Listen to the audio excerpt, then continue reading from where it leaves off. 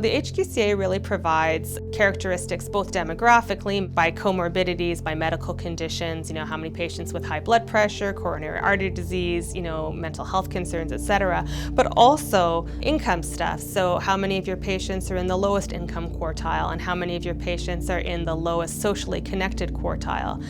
So I think it's those panel characteristics, really thinking about my panel. And for example, noticing that I have maybe twice as many patients with depression as the average patient panel in my PCN would allow me to think, how can I allocate more time for mental health visits, or think about using my multidisciplinary team that's available to me to provide even better care for the patients. When I compare my continuity report with the zone or with the PCN, it tells you how well your patients come back to you.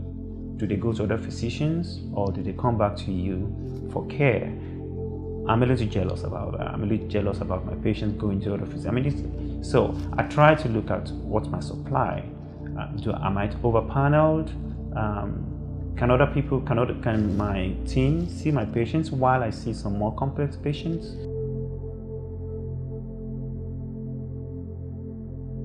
I use the panel report to look at screening rates. I can see colorectal cancer screening, mammograms, PAPs, all that stuff. And it does pull from Netcare, not just from my EMR. So it's a much more accurate picture than trying to run a query on your own EMR, because no matter where in the province your patients received something, it will show up in the panel report. We also use it during COVID, for COVID vaccination. So we're able to access some information about how many of our patients were actually vaccinated. We're able to reach out to them for vaccine advocacy.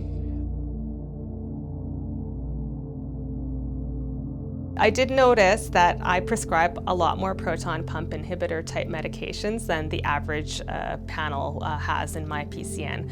And so I actually created, with the help of one of the PCN nurses, a sort of PPI Deprescribing kind of pilot project. We did use some tools by Alberta Health Services to encourage patients to take less of the proton pump inhibitors.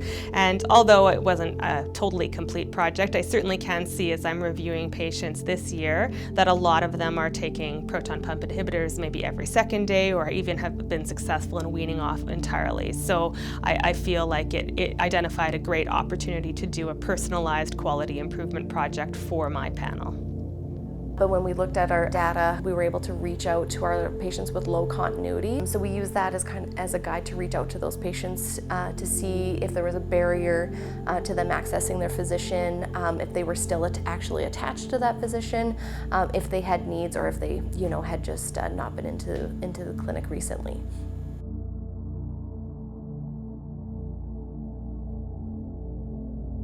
If you touch your PCN practice improvement facilitator, they can really help you with implementation. Your staff can help you, PCN staff can help you. This is not something you have to do all by yourself, but I guarantee that if you pick a quality improvement project based on your panel's characteristics, something that you noticed wasn't quite where you wanted it to be, it's going to be so much more rewarding and so much more useful to your patients ultimately. So I guess my message to you is, it doesn't take very much time to identify an area in your practice where you could get a lot of bang for your buck.